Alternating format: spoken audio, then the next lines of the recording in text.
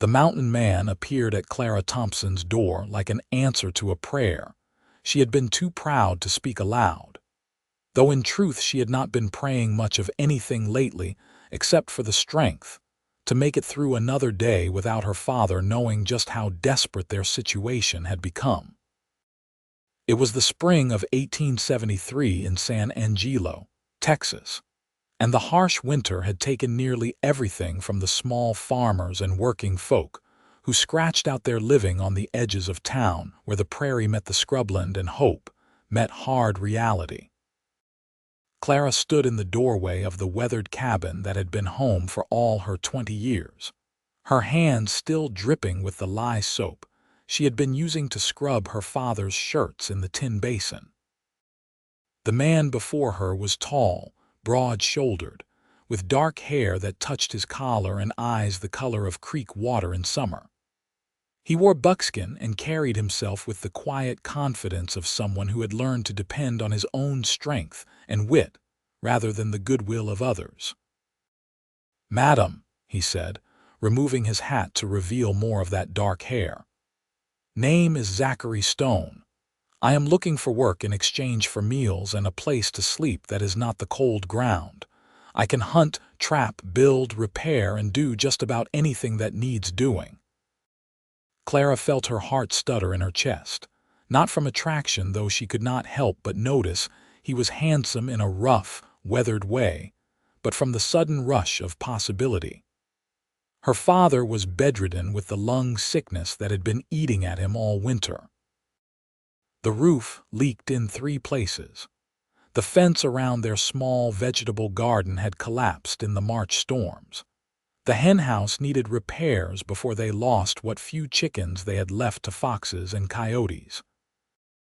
"We cannot pay you," she said immediately, because honesty seemed the only currency she had left. "We barely have enough to feed ourselves." Zachary Stone looked at her with those steady eyes, and something in his expression softened.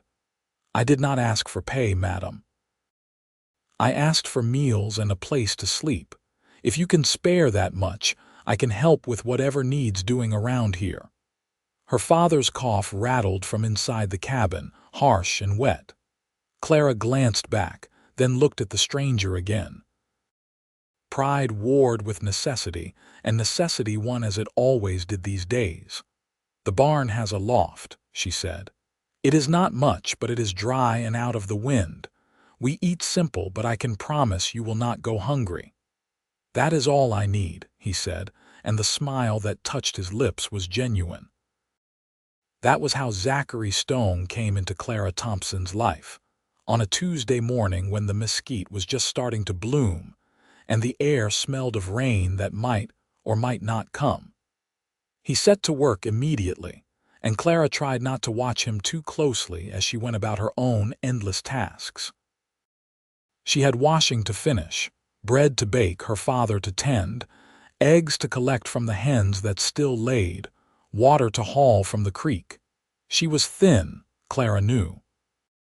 The winter had taken weight from everyone, but she felt it in how her dresses hung loose and how she could count her ribs when she washed. Her hair was a dark honey color, long and thick, one of her few vanities, though she kept it pinned up practical most days. Her mother had died 5 years back from fever, and Clara had stepped into the role of woman of the house without complaint, because there was no one else to do it. By evening, Zachary had patched the worst of the roof leaks and started on the fence. Clara made cornbread and beans with a little salt pork, stretching it to feed 3 instead of 2. When she called him in for supper, he washed up at the pump and came to the table with his hair still damp. Her father, Joseph Thompson, sat propped up in his bed near the fire. He was only 47 but looked ancient, his face gaunt and his eyes hollow from the sickness that would not let him go. Still, he had his dignity and his manners.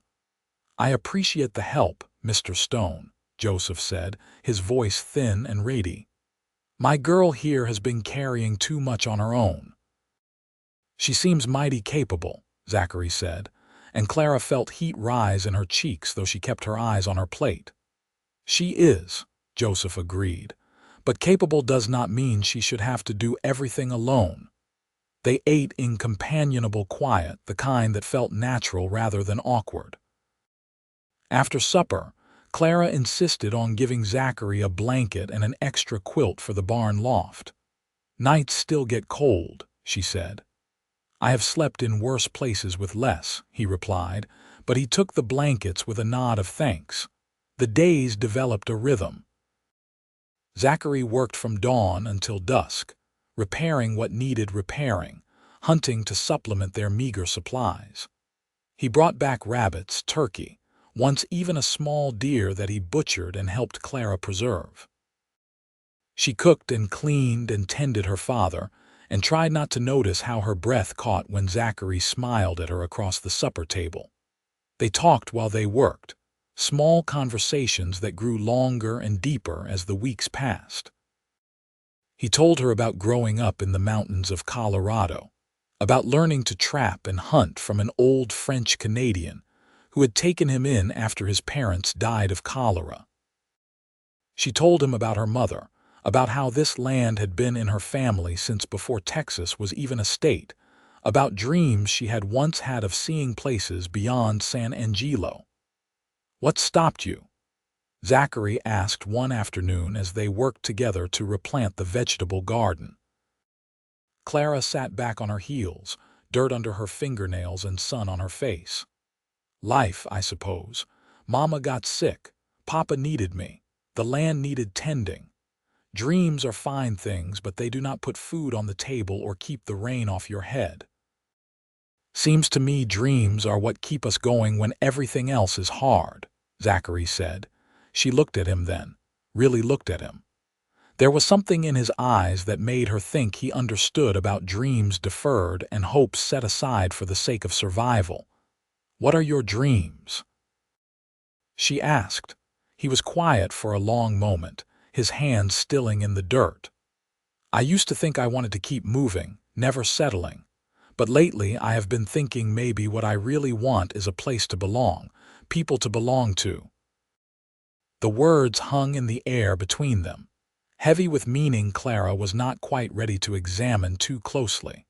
Her father's health did not improve, but it did not get worse either, which seemed like a small mercy. He watched from his bed as Zachary worked, and as Clara and Zachary grew more comfortable with each other. Sometimes Joseph would catch his daughter's eye and smile slightly, a knowing look that made Clara flush and turn away. One evening in late May, as Clara was banking the fire for the night, her father called her over to his bedside. "He is a good man," Joseph said without preamble. "Papa," Clara protested, but weakly. "I see how you look at him." "I see how he looks at you," her father continued, his voice stronger than it had been in months. "I will not be here forever, Clara girl. I need to know you will be taken care of." Tears stung her eyes. "Do not talk like that." "It is the truth and we both know it," Joseph said gently. "I am not afraid of dying. I am afraid of leaving you alone." "I can take care of myself," she said, but her voice broke on the words. "I know you can, but you should not have to. You should have a partner, someone to share the load and the joy," Joseph said. He took her hand in his thin one. "That man cares for you, and unless I miss my guess, you care for him too." Clara could not deny it. Over the past weeks, Zachary Stone had become essential to her life in ways that went far beyond the work he did around the farm. She found herself listening for his footsteps, looking forward to their conversations, feeling a warmth in her chest when he smiled at her that had nothing to do with the Texas heat. But there was a problem, one that had been gnawing at her as her feelings grew stronger. "Papa, we have nothing," she whispered. "No money, no prospects. What kind of wife would I make? I cannot even offer a proper dowry or a wedding. We cannot afford a celebration or even new clothes for a ceremony. I am too poor to marry anyone, let alone a man as good as Zachary Stone." Her father's grip tightened on her hand. "Clara, if that man cares for you the way I think he does, None of that will matter to him. She wanted to believe that, but years of poverty and struggle had taught her that wanting something did not make it so. The next day was Sunday, and Clara put on her least worn dress and walked into town for church services. The small Baptist church was the social center of San Angelo, and Clara had not missed a Sunday since her mother died.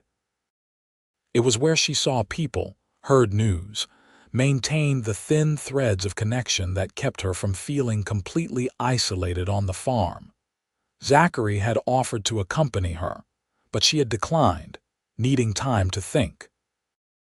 The service was led by Reverend Matthews, a kind man with a white beard and gentle eyes. Clara tried to focus on his words about faith and provision, but her mind kept wandering to the man waiting back at the farm, to the impossible situation of her heart wanting what her circumstances could not support. After the service, Martha Jensen approached her. Martha was the daughter of the general store owner, a woman Clara's age who wore fine dresses and had soft hands that had never known hard labor. "Clara, dear, I heard you have taken in a drifter," Martha said, her voice dripping with false concern. "Are you certain that is wise?" "A young woman alone with a strange man. My father is there," Clara said stiffly. "Still, people will talk," Martha continued. "And you know how hard it can be to recover from scandal, especially for someone in your position." Clara understood the unspoken message. She was poor, her prospects were already limited, and any hint of impropriety could damage her reputation beyond repair. Never mind that nothing improper had happened or would happen. In a town like San Angelo, appearance mattered more than truth. "Thank you for your concern," Clara said coolly and walked away before Martha could say more. The walk home was long and hot, and Clara's mind churned with worry. Was she being foolish? Was she risking what little she had for feelings that might come to nothing? Zachary had never said anything about staying permanently. He had offered work for meals and shelter, nothing more. She was the one who had let her heart get involved. When she arrived back at the farm, Zachary was working on the henhouse, replacing rotten boards with new lumber he had cut from fallen trees down by the creek. He looked up at her approach, and his face brightened in a way that made her heart skip. "How was church?" he asked. "Fine," she said, not wanting to burden him with Martha Jensen's catness, but Zachary was more perceptive than she had given him credit for. "What is wrong?" She set her Bible down on the porch and came to stand near him, watching his capable hands work. "People are talking about you being here." "Let them talk," he said easily. "It is not that simple," Clara said. "Reputation matters, especially for women, especially for poor women who have nothing else to trade on." Zachary set down his hammer and turned to face her fully. "Clara, what are you really worried about?" The directness of the question caught her off guard. She looked at him, at this man who had appeared in her life like a gift she had not known how to ask for, and the truth spilled out. "I am worried that I am feeling things I have no right to feel. That I am hoping for things I have no business hoping for," she said, her voice shaking. "I have nothing, Zachary. No money, no dowry, no prospects. I cannot even afford a proper wedding dress or celebration. I am too poor to marry, too poor to offer anyone a real future." The silence that followed her words was deafening. Clara felt tears sting her eyes and she turned away, humiliated by her own honesty. Then Zachary's hand was on her arm, gentle but firm, turning her back to face him. "Clara," he said, and his voice was rough with emotion. "Love does not cost anything." She looked up at him, startled by the word love spoken so plainly. "I do not care about dowries or wedding celebrations," Zachary continued. "I do not care about what you can or cannot afford. I care about you. About the way you face each day with courage even when you are tired. About how you tend your father with such gentleness. about how you work until your hands are raw and never complain, about how you smile when you think no one is watching. "Zachary," she whispered, barely able to breathe. "I came to this farm looking for a place to rest for a few days," he said. "But I stayed because I found something I had been looking for my whole life without knowing it. I found you. And if you will have me, I would like to stay forever. Not as hired help, but as your husband." The tears spilled over then, running down Clara's cheeks. "You do not know what you are saying. A life with me means more hardship. It means struggling to make ends meet, working from dawn to dusk, having nothing extra." "I have been living that life anyway, just alone and without purpose," Zachary said. He cupped her face in his hands, his thumbs brushing away her tears. "With you, it would mean something. It would be a life worth living because we would be living it together." "But marriage requires money," Clara said, even as her heart was singing. "The license, the ceremony, the celebration. We can get married by Reverend Matthews in the church with your father as witness," Zachary said. "We do not need anything fancy. We just need each other and the promise we make before God." Clara searched his face and found only sincerity and something deeper, something that made her pulse race and her fears begin to quiet. "I love you," she said, the words coming out in a rush. "I have been so afraid to admit it, but I love you, Zachary Stone." His smile was brilliant, transforming his weathered face into something beautiful. "I love you too, Clara Thompson. I think I have from the moment you stood in that doorway and offered me kindness when you had every reason to turn me away." He kissed her then, gentle and sweet, and Clara felt like she was coming home to a place she had never been, but had always been seeking. When they went inside to tell her father, Joseph was sitting up in bed with tears on his cheeks. "I heard," he said, his voice stronger than it had been in months. "And I give my blessing, not that you need it. You are grown and free to choose, but you have my blessing and my joy." The next week passed in a blur of quiet preparation. Clara had no dress to buy, so she carefully mended and pressed her mother's wedding dress, which had been stored in a trunk for years. It was simple calico with lace at the collar, faded but still beautiful. Zachary borrowed a proper shirt from one of the ranch hands in town, a man he had helped track a lost horse. They were married on a Saturday afternoon in June, in the little Baptist church with Reverend Matthews presiding. Joseph Thompson sat in the front pew, wrapped in a quilt despite the heat, his face peaceful. A few townspeople attended, curious or kind or both. Martha Jensen was not among them, which suited Clara fine. Clara wore wildflowers in her hair, picked that morning from the fields around the farm. Zachary wore the borrowed shirt and his own clean trousers and looked at her like she was the most precious thing he had ever seen. The ceremony was simple. They spoke their vows in clear voices, promising to love and honor and cherish in sickness and health, poverty and wealth, until death parted them. When Reverend Matthews pronounced them husband and wife, Zachary kissed Clara with such tenderness that she felt tears slip down her cheeks again. There was no reception, no wedding feast, no dancing. They walked back to the farm together, with Joseph riding in the buckboard that Zachary had borrowed from a neighbor. The sun was setting, painting the sky in shades of orange and pink, and Clara thought she had never seen anything more beautiful. That night, after helping Joseph to bed and banking the fire, Clara and Zachary climbed to the loft of the barn where he had been sleeping. He had cleaned it out, laid down fresh hay, and hung a quilt from the rafters to create a private space. "It is not much of a wedding night chamber," he said, looking suddenly uncertain. Clara took his hand and smiled. "It is perfect." He kissed her again, deeper this time, and she felt years of loneliness and fear begin to melt away. They made love slowly, tenderly, learning each other's bodies and hearts in the golden glow of lamplight. Zachary was gentle and patient, and Clara felt cherished in a way she had never experienced. Afterward, lying in his arms with her head on his chest, Clara felt a peace settle over her that she had not known was possible. "What are you thinking?" Zachary asked, his fingers trailing through her hair. "That I was wrong," she said.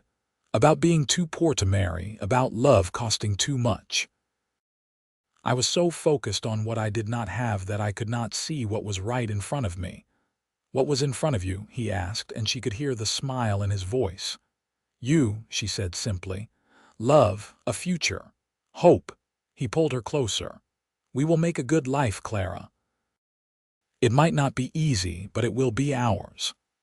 "That is all I want," she whispered. The summer unfolded in a pattern of work and love and growing connection. Zachary proved to be as good as his word, working tirelessly to improve the farm.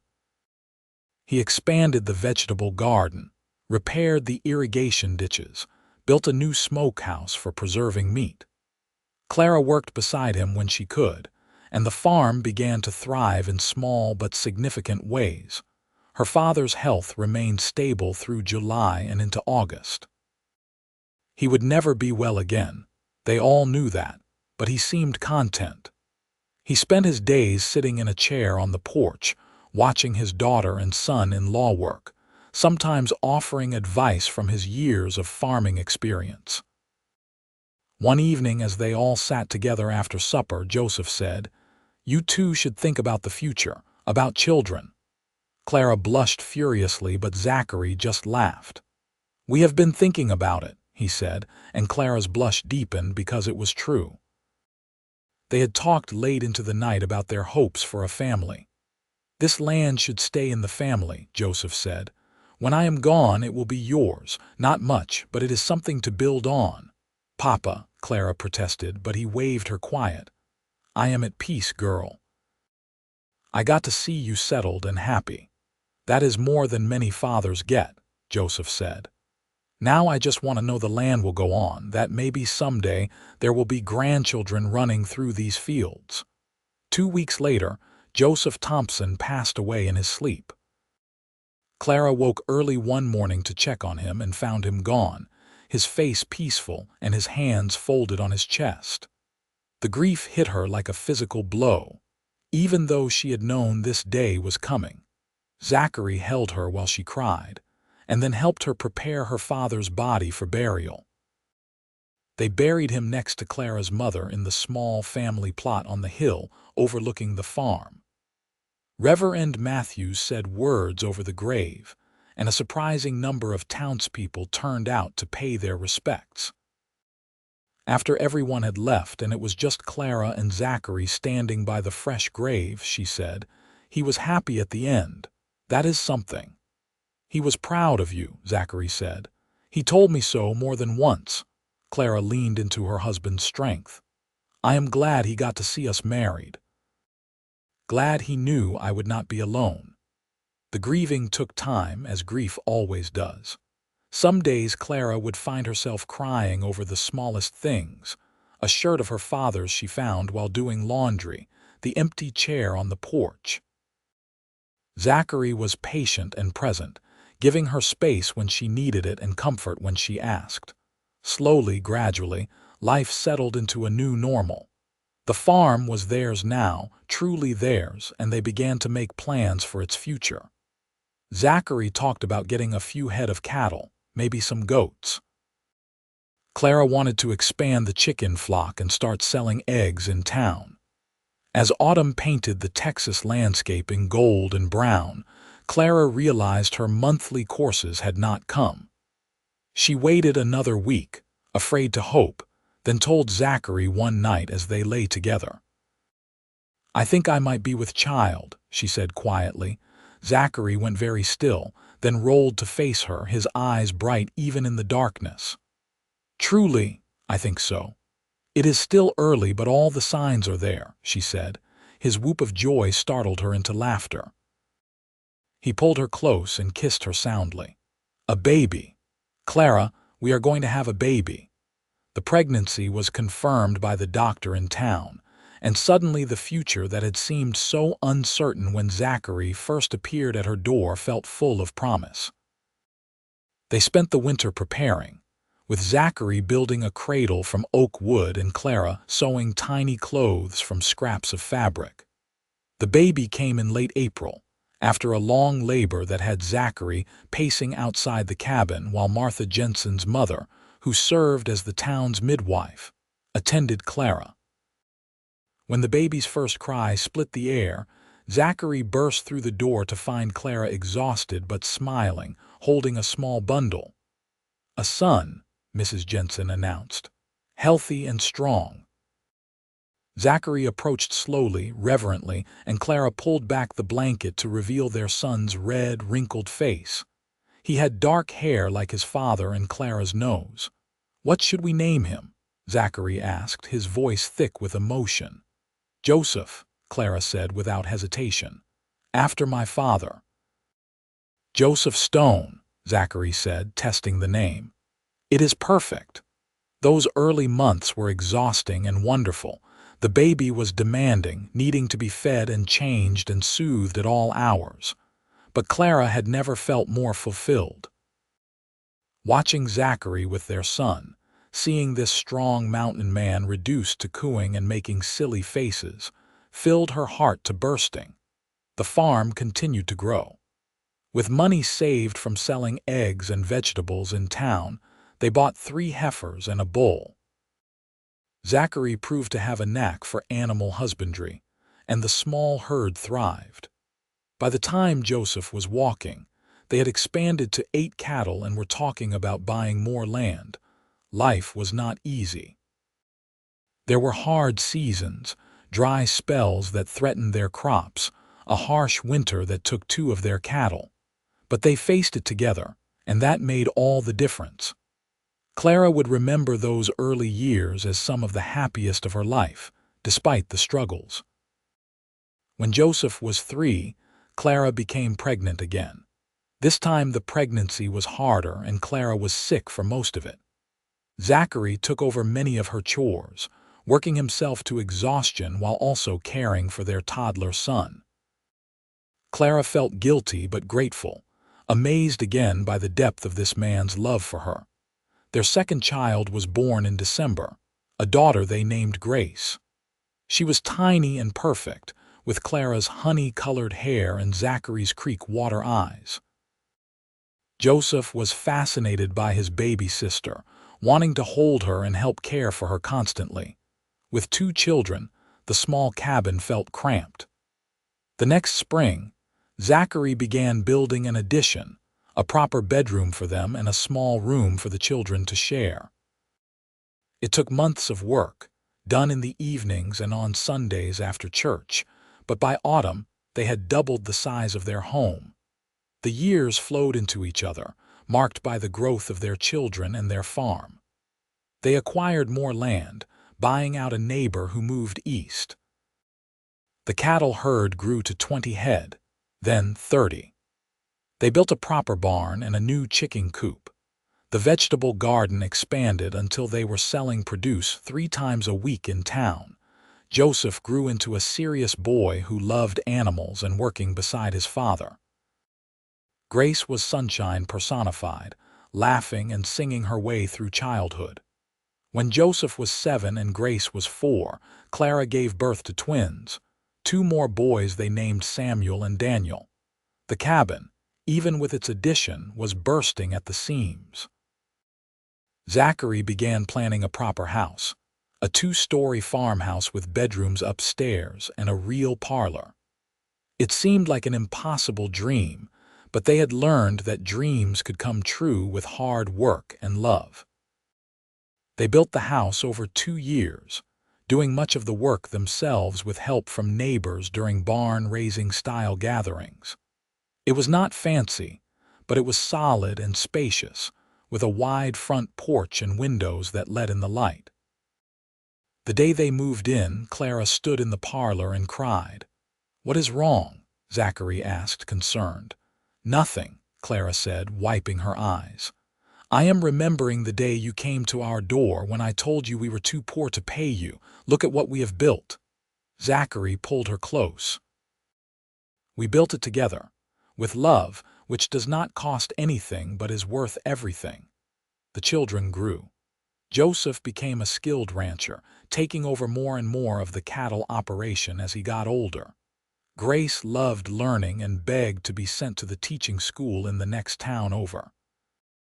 The twins were inseparable, always getting into mischief, but with good hearts. When Joseph was 16, a young woman's family moved to San Angelo from Louisiana.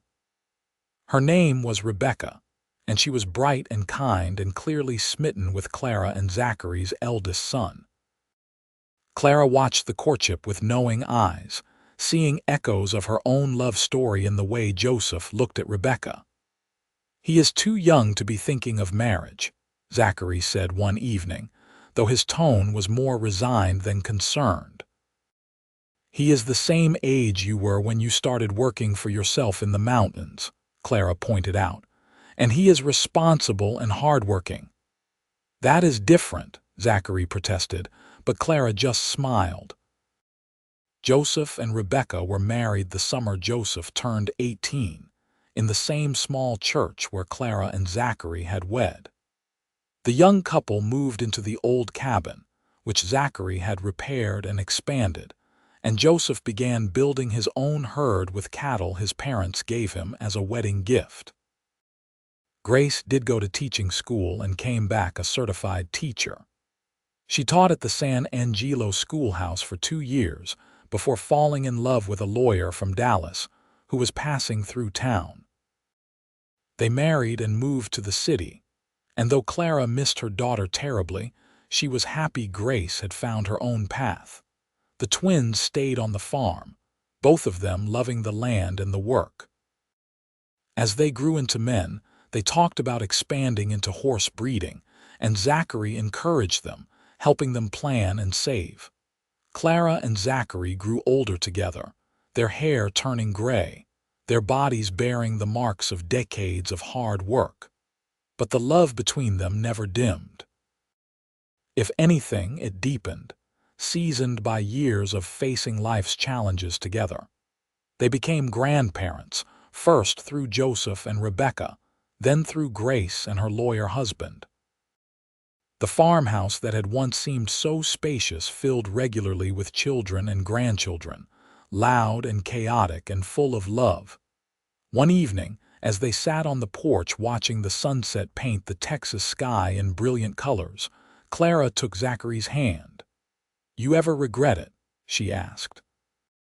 "Staying here, tying yourself to this land and to me?" Zachary turned to look at her, his eyes still that same creek water color though surrounded now by wrinkles. "Never, not for a single moment, even though it has been hard, even though we have struggled." "Especially because of that," Zachary said. "The struggles made us stronger. They proved that what we have is real and lasting. I told you on the day I asked you to marry me that love does not cost anything. I was right. Everything we have built, everything we have become, it all started with love that did not require money or possessions or perfect circumstances. Just two people willing to face life together." Clara leaned her head on his shoulder, feeling the solid warmth of him, this man who had changed her life so completely. "I was so afraid that day," she admitted. "When I told you I was too poor to marry, I thought poverty disqualified me from love and happiness."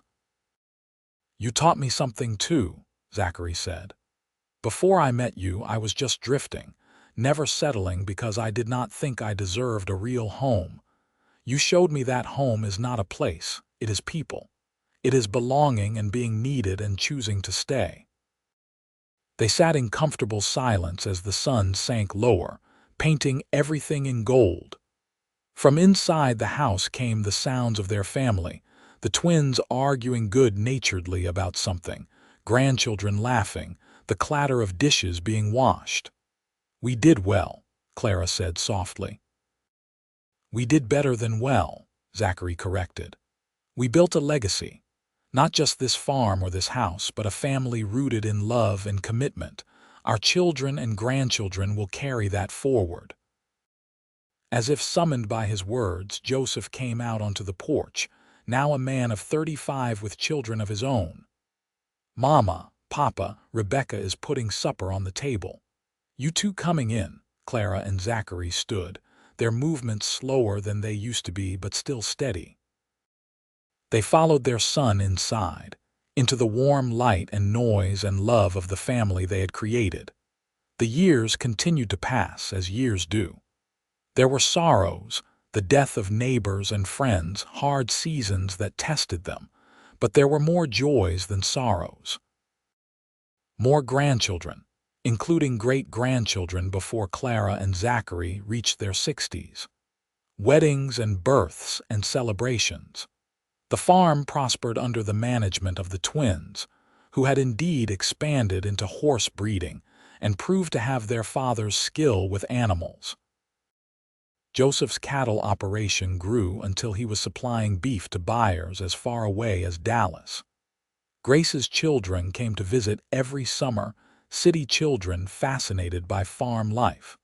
On their 30th wedding anniversary, the family threw a celebration at the farmhouse. Neighbors and friends came from miles around. There was music and dancing and more food than Clara had seen since she was a girl. As she and Zachary danced together in the yard, surrounded by the people they loved and who loved them, Clara felt a profound sense of gratitude. "Thank you," she said to Zachary as they swayed to the music. "For what?"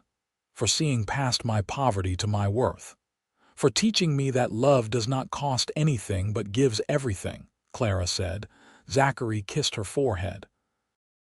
"Thank you for taking a chance on a drifter who showed up at your door. For giving me a home and a purpose and a reason to stay." As Clara looked around at their children and grandchildren, at the farm they had built from almost nothing, at the life they had created together, she marveled at how far they had come from that spring day in 1873, when she had been too afraid to hope. She had thought herself too poor to marry, that her circumstances disqualified her from love. But Zachary had shown her a truth that had sustained them through 3 decades and would sustain them through whatever years remained. Love does not cost anything, but it is the most valuable thing in the world. The party continued late into the night, but eventually the guests departed and the family settled in for sleep. Clara and Zachary climbed the stairs to their bedroom, the same room they had shared since the house was built, and prepared for bed with the comfortable rhythm of long practice.